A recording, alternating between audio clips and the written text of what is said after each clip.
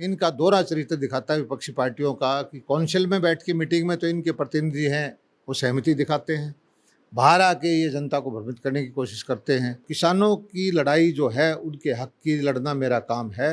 एक एक पाई पाई उनका जो हक कंपनियों की तरफ बढ़ता है वो ला के मैं किसानों के खाते में डलवाऊँ। 3850 रुपये का कट्टा हमें विदेश से लाना पड़ता है। मोदी जी ने तो इसके जो सारा अपना ऊपर ले करके सब्सिडी का भार जो कांग्रेस के वक्त में 40-50 हज़ार करोड़ रुपए था उसको 2 लाख करोड़ रुपए तक अपने केंद्र सरकार पर ले लिया, किसानों के ऊपर भार नहीं डाला।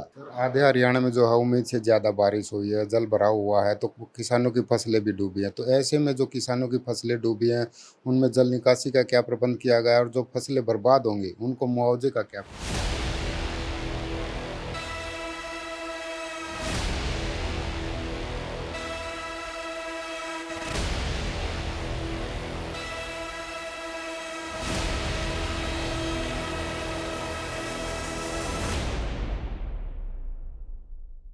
आज के राजनीतिक हालात और अन्य जो मुद्दे हैं उनको लेकर आज हम बात करेंगे हरियाणा के कृषि मंत्री जेपी दलाल जी से।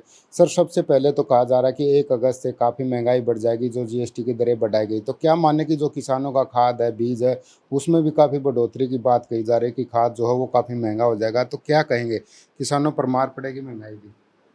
खाद का कोई भाव नहीं बढ़ना, ये दुष्प्रचार है।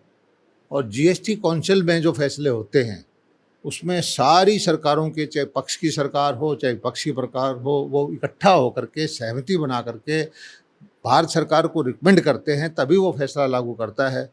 और ये इनका दोहरा चरित्र दिखाता है विपक्षी पार्टियों का कि काउंसिल में बैठ के मीटिंग में तो इनके प्रतिनिधि हैं वो सहमति दिखाते हैं, बाहर आके ये जनता को भ्रमित करने की कोशिश करते हैं।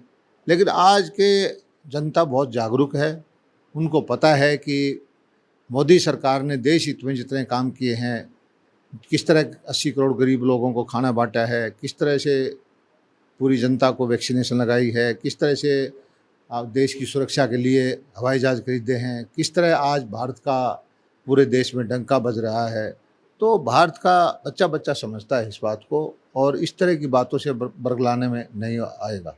सर, कहा जा रहा है कि 1300 का जो डीएपी का कट्टा था तो वो 2000 के करीब हो जाएगा। नहीं, ये दुष्प्रचार है।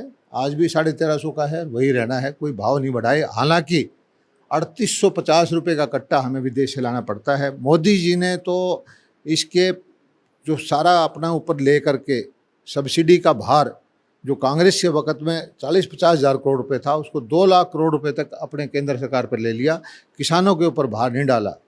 और कांग्रेस के वक्त में जो था महंगाई बढ़ी थी तो सारा भार किसानों पर डाल दिया था।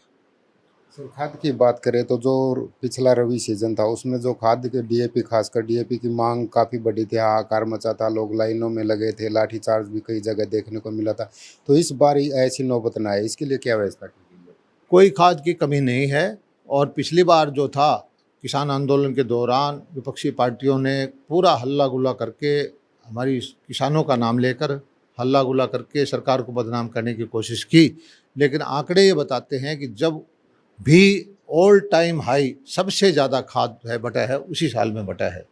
लेकिन अभी हमारे पास भरपूर मात्रा में खाद का स्टॉक है, डीएपी का, यूरिया का, एसएसपी का, एनपीके का, और हम संपर्क में हैं। हमें भारत सरकार ने कहा है कि आपको खाद की कोई कमी नहीं रहने देगी।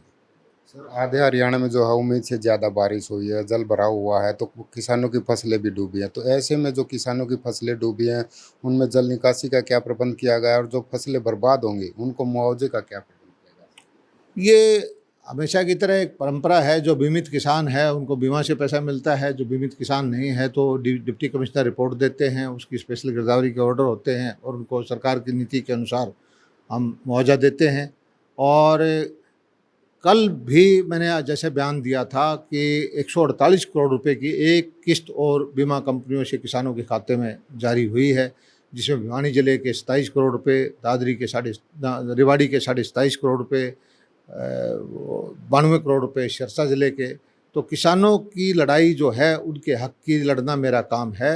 एक एक पाई पाई उनका जो हक कंपनियों की तरफ बढ़ता है वो ला के मैं किसानों के खाते में डलवाऊँगा।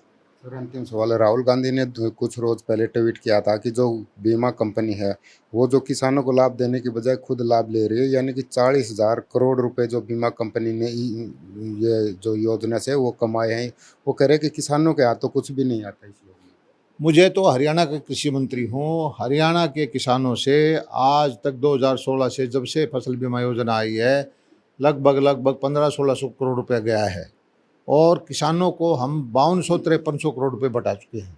और स्वैच्छिक योजना है, किसान अपनी मर्जी से इसको अपनाए हुए हैं, कोई पाबंदी नहीं है, कोई करे तो करे, ना करे तो ना करे। किसान को कष्ट नहीं है, लेकिन कांग्रेस को कष्ट है कि उनके बरगलाने के बावजूद किसान इस योजना को अपना रहा है, किसान को फ़ायदा है, किसान को एक सुरक्षा मिलती है, तो कांग्रेस को कष्ट क्या है ये समझ में नहीं आता।